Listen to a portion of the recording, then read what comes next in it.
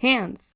Some of us have them, some of us use them to click play on this video, and some of us use them to draw hands ourselves.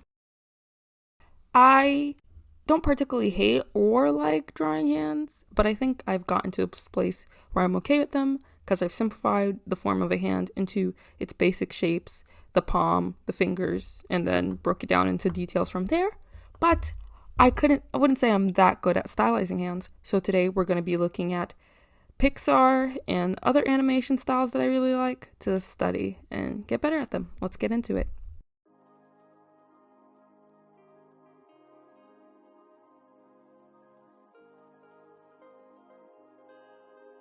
Before we do anything, I'm keeping in mind about my stylized proportions, which compared to my real hand, I do the thumb shorter and I do the wrist slimmer. So that's one thing I'm noting before I go in and look at how everybody else does it. First movie we're starting off is with Luca. Luca is one of my favorite Disney Pixar movies, and I started first by tracing over the reference images. I chose 3 from all the movies that I picked. I traced over the image of Luca's hand as he's first coming onto the water, because I think like stylizing a hand to make it look more wider and more childlike is something that I have trouble with. I don't really draw children like that.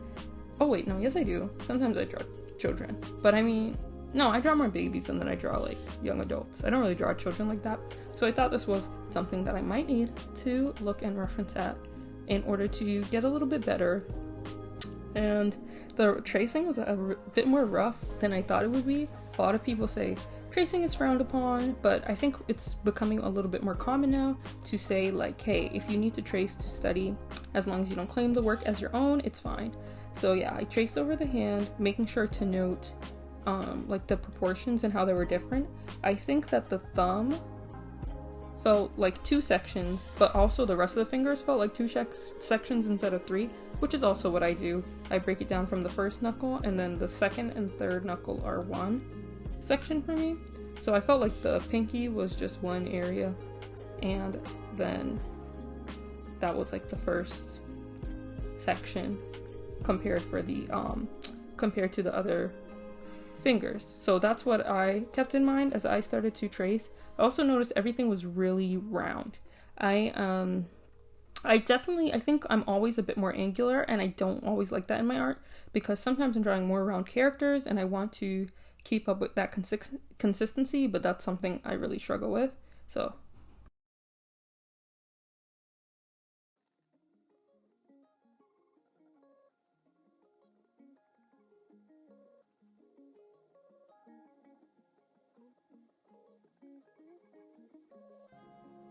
the other thing that I always struggle with is that angle between the thumb and the first finger.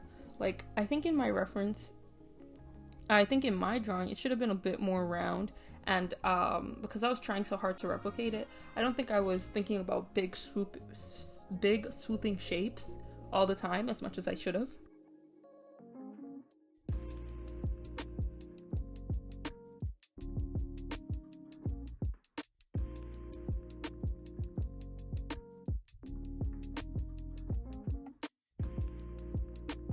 You can see me just continuing to try to make sure I'm keeping everything round.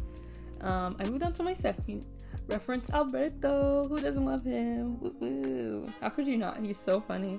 And so I worked on this part, trying to make the wrist tiny, dainty, and remembering to keep the fingers round. I was really just trying to think of it as one shape as I continued to work on it. I remember also working on it and thinking, why did I choose 4 movies? I'm not going to be able to complete this in one night. I'm going to be so tired, going to be so stressed out. Girl, like, you're fine. Where's that meme? Girl, get up. Girl, get up. Girl, get up. Girl, get up again. I think in the end, the Luca studies were very helpful. And they were also a great start to the rest of the things that I did. So, yeah. Let's get to the next reference.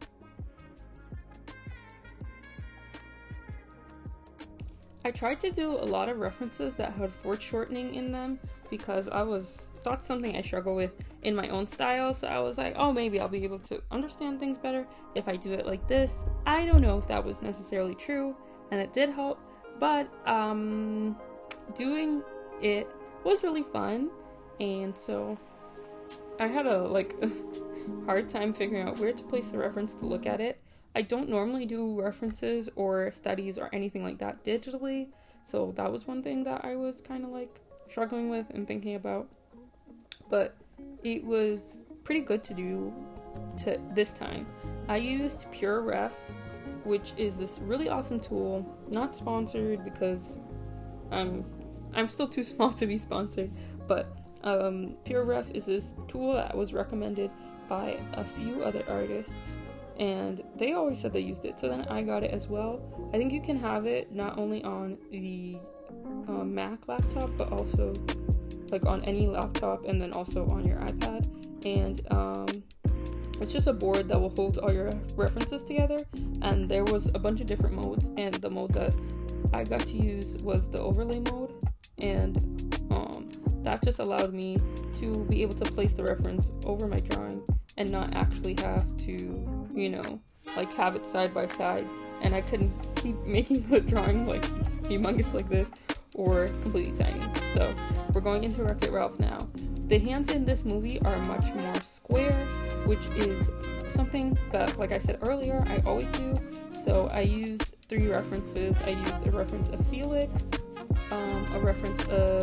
I used only 2 references, a reference of Felix and a reference of one of the village people, and I didn't end up using the Vanellope reference because she only has 4 fingers instead of 5. I assume 1 for stylization and 2 to show like the different type of gamer that she was, like the game that she's in or whatever. Yeah. I remember when I watched Wreck-It Ralph when I was younger, I really liked it, but that guy, like the villain guy in this movie, when he like glitches out and turns into the pixel in like the Vanellope racetrack, it makes me itch. I still hate it to this day. Disgusting. I don't like glitching or anything like that. It really messes up with my mind. So it really messes with my mind, but yeah. So I was trying to think about these hand references in terms of how the lighting broke them up. So if you can see this reference better than I can, when your hands are wrapped around something, it like each part will break down at the knuckle depending on how how tiny the thing it's wrapped around is. Like if you're holding like a big water jug, your hands are not going to be like, the knuckles are not going to be as scrunched up. But if you're holding something tiny, like a hammer or a pencil, your knuckles will wrap around each other. So, I was trying to break it up into, like, knuckle 1, knuckle 2, based on those shapes. And I was also trying to look at the shape line of, like, all the knuckles together. That's something that's always important to pay attention to. If you're, like, rough sketching a hand, or, like, not really going into the details, I think you can always fake it pretty well. But I was trying to be more accurate since I was doing a study this time around.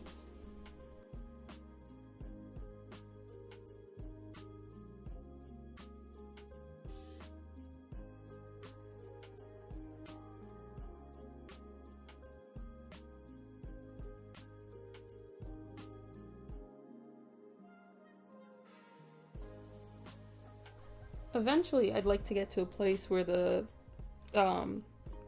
strokes that I'm making are not so hesitant. As you can see, I'm doing very like sketch, like one of the video, like if you ever watched one of those how to start drawing or whatever, they'll be like, don't sketch over your lines like this and do these like little tiny strokes, but I definitely was doing them very often. Again, this is where some foreshortening comes into play, and I think there was something that I was thinking about the other day that is either going to make a little bit of sense or it's going to make no sense. So, foreshortening is something that comes in a little bit later with skill. Like, you don't begin doing a bunch of foreshortening, I feel like, in art unless you start doing like hands like these or like whatever. Like when you're first starting off, it's pretty simple except for the feet. So the feet are always foreshortened because the way that toes are shaped, well, first of all, body's 3D, right? But the way that toes are shaped and the way that the feet go forward, right? Your ankle is hidden behind your whatever, the next part of your foot. Not the ankle, but the heel of your foot is hidden behind that next part of your foot, which is in front of the like the toe area. You know what I'm talking about, the forefront of your foot or whatever. So when you usually draw shoes or bare feet, like foreshortening comes into play. And for some reason in my mind, I had made the connection. If you've ever played an instrument or been in an orchestra or anything, you know about shifting. Well, a wood instrument, not a wood a string instrument. I'm sorry, not a wood instrument. Shifting is something that doesn't come at first. Like, you don't learn it at first when you're learning how to play violin, viola, cello, whatever, unless you're a bassist. And when I was in my old music school, we start learning at like 4 years old, and then until you graduate the school or whatever. So from 4 years old, people were shifting to do the scales, like basic scales, G major, D major, whatever, and as opposed to all the other instruments who don't shift. So that was making me think like the feet are like the bassists who learn how to shift, you have to learn how to foreshorten. Yeah, I don't know why. But this square hand was a little bit more difficult for me because I don't know why. When I sketched it the way that I did, I didn't like it. There's this way that people, like, I really want to learn how to do this. I think there's this artist who does it pretty well that's on YouTube that you totally should watch.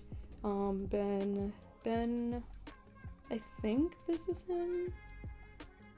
This is not him. Yes, Ben Eblin. So it's this guy. I just spent like 6 years trying to figure out how to edit something, and then it didn't even work out. So yeah, no more edits for this video. I want to finish talking about it. But yeah, I also had trouble with the foreshortening on this pinky. But I was saying that I wanted to copy him because he knows how to... He's using like sculpting and 3D shapes in order to make his art. And I definitely want to get to that place in my art as well. Even though I do really like having my art flat, I would also like to know how to improve in that way as well. So that's one of the things that I've been pretty interested in. And yeah.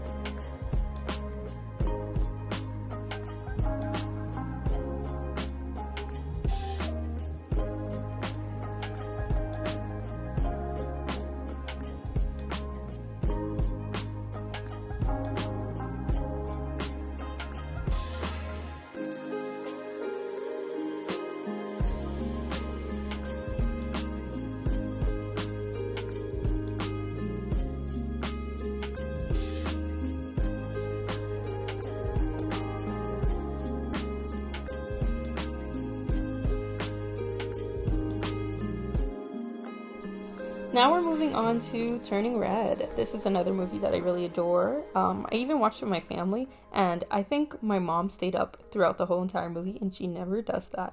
And recently, we can't have a video without mentioning my mom, right? So I had to draw May's hands. The part where she's entering the bus, and she that was just a perfect still. And yeah, so I did that one. Because I did this one because I thought it was perfect in showing the round shape of like the palm and everything. I really do like the way that I did that was a lot more what I wanted to do at the beginning. I think I was more tentative and more scared at the beginning, and then I started to get a little bit more comfortable. But I was trying to just keep in mind of like where the lighting was, since I wasn't including that, and everything in order to accurately draw this. Some of the shapes I wasn't sure about, but I was also trying to tell where everything was in relation to each other. So like you see how I like sculpted out the thumb, then from the thumb I drew the second finger, because if you can see, it's like right where the palm like curves and touches, that's where the middle finger touches. So I was trying to keep those same things in mind. You're gonna see that in a little bit. So I could draw it not only so I could draw accurately, because I think sometimes when you do a study, you get really upset about the accuracy, but I think it's because when you try to copy an image, you're not really thinking about where everything is in relation to each other, and you're just thinking about getting down all the details. And so that's one thing that really has helped me improve my studies lately. And I think it really helped when I went into these final ones. I definitely was a bit more lackadaisical about them. I wasn't going as quickly as before. I mean, I wasn't going as slowly as before. Even though I think the segments for all of this are kind of equal. I know that I felt like I was rushing. I was talking to somebody at the same time that I was trying. So, and I was applying for jobs at the same time. Because I can never just do anything at once. And so I know I was just like, I want to be done with at least one of these things right now. So yeah, I know that was interfering with a bit of my process.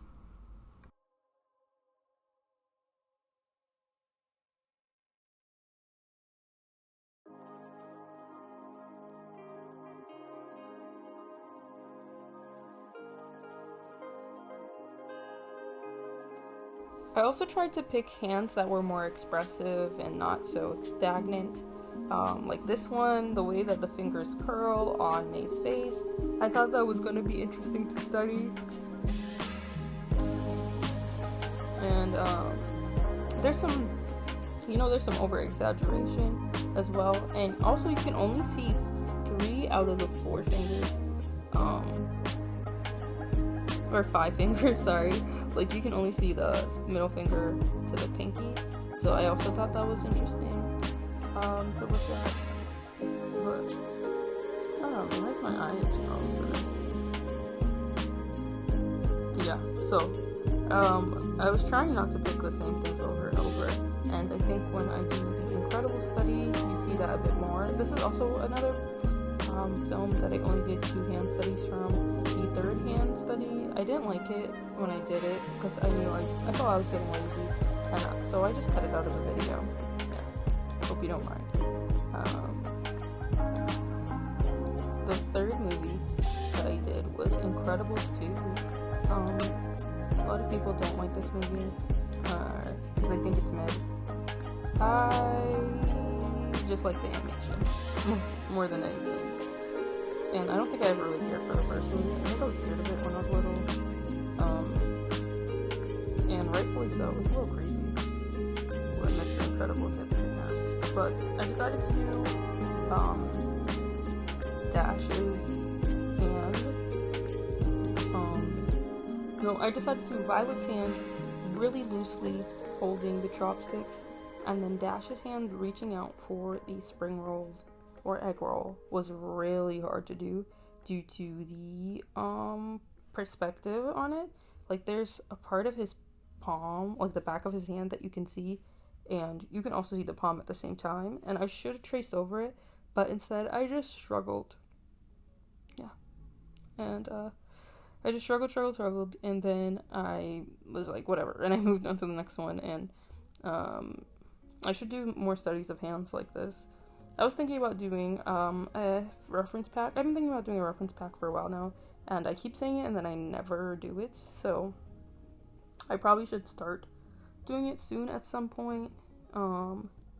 and it would just be like hands holding things, books, cups, whatever. So you can get a better, hopefully I can get some income and also study hands better.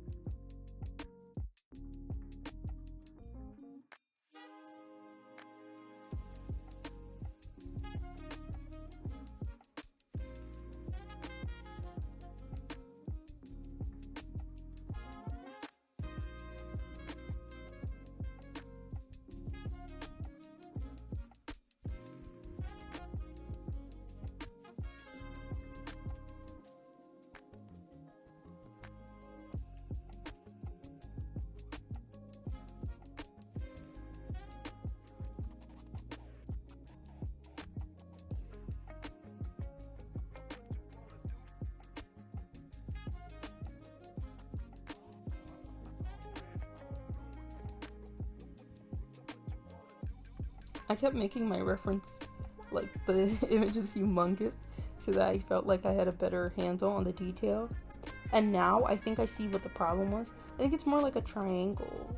And, yeah, I think that piece is more like a triangle. And then I should have connected it to the palm more. And I almost got it, but not exactly. You know, that's the weird thing about hands being 3D. Like, that flesh behind and, like, it's just, like, it's not, I didn't depict it right, but, like, I feel like you can see what I'm trying to say without me saying it. So, yeah, a bit disappointed in this hand, but I think the next ones I did were pretty good, so it makes up for this.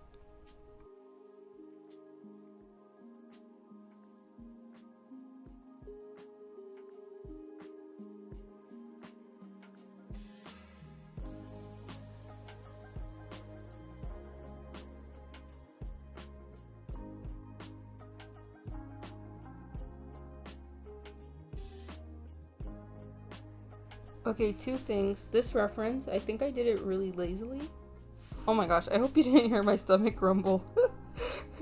But I think I did this reference really lazily, which I didn't mind. But also when I was watching this movie, I was like, I recognize this voice, and I feel like it's Bob Odenkirk, the dude from Better Call Saul, Saul Goodman, Jimmy McGill, whatever. And then I looked it up, and it was him, and I was like, wow, so smart, so big-brained. I would love to voice act in a cartoon, like at any point in time ever. I feel like I should try to get into that industry, kinda. I feel like it'd be cool, but I don't know how the experience of what it is or how hard it is. I feel like I could do good voices. I used to be able to imitate my 8th grade science teacher really well. And sometimes I'm kind of good at accents. I think I can kind of sometimes imitate Britney Spears. It takes a lot of work. Not her like regular voice, like her singing voice. So like I feel like I could do different voices and stuff, and I feel like it'd be fun. I was paying attention to like the curves, and like I just love the way the hands look in this movie. Like the way that there's this curve at the second knuckle. I think that I also wanted to do experience between like older men's hands, like, or more bonier hands, because I feel like one of my characters, Dante, would have a more bony hand compared to everything else. I think that I needed to make a little part of it a little bit more angular, but overall I was like, whatever. I kind of got the gist of it, so that was a part of it. The hands that I did here, I think I did Violet's again, and then I did the dad, Mr. Incredible. What's his name? I'll just be calling him Mr. Incredible. I'm trying to think of what his wife says. The stretchy lady. What's her name? I only know the kids' names. I'm so sorry, y'all. I know. But yeah, I think that at the end of it, it was getting easier to see the shapes and everything. and I really liked that. There was at one point, I feel like I said this before, but there's one point in time that I was studying art so much, like watching so many videos and trying to apply it to my art, that I was seeing like how colors and everything, and how people are made up of colors, or how anything's made up of colors. For example, like I would see the undertones, the lighting, the warmth, whatever, of everything, and it was like really cool. Unfortunately, I lost that ability, and